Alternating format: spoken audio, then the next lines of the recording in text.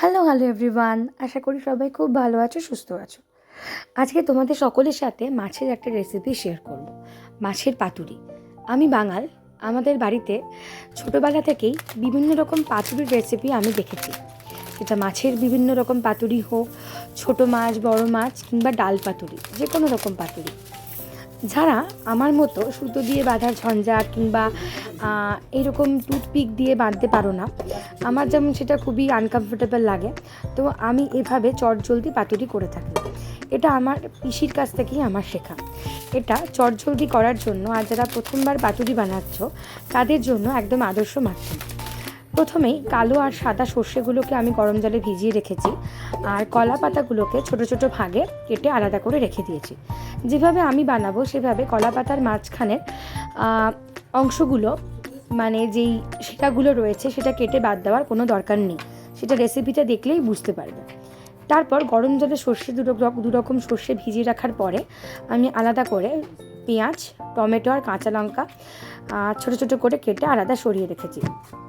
আমি কাঁচা লঙ্কা নিয়েছি 2 টুকরো, তার কারণ আমার বাড়িতে ছোট বাচ্চা রয়েছে। তোমরা চাইলে একটু বেশি করে ঝাল দিতে পারো, তাতে স্বাদ কমবে না বরং বাড়বে বেশি করে ঝাল দিলে, কিংবা গুঁড়ো লঙ্কাও ব্যবহার করতে পারো। তারপর একটা পাত্রের মধ্যে সেই ছোটো ছোটো ঝিরিঝিরি করে কেটে রাখা পেঁয়াজ নিয়েছি, আর আমি বাজার থেকে ফিলে কেটেই এনেছিলাম।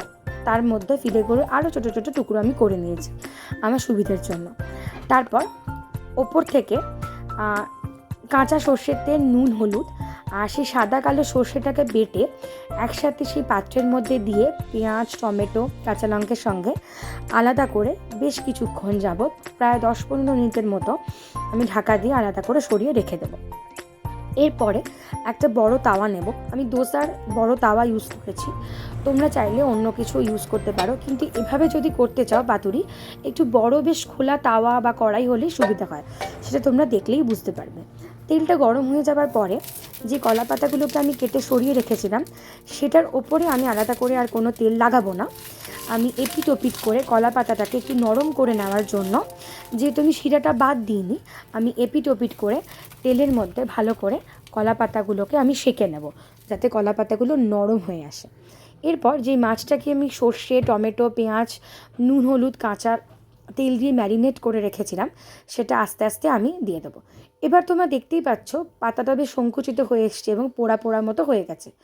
এবার আমি পাতার ওপরটা উঠিয়ে, আমি বেশ নিচেও 2টো পাতার লেয়ার দিয়েছিলাম, ওপরেও দিয়েছিলাম।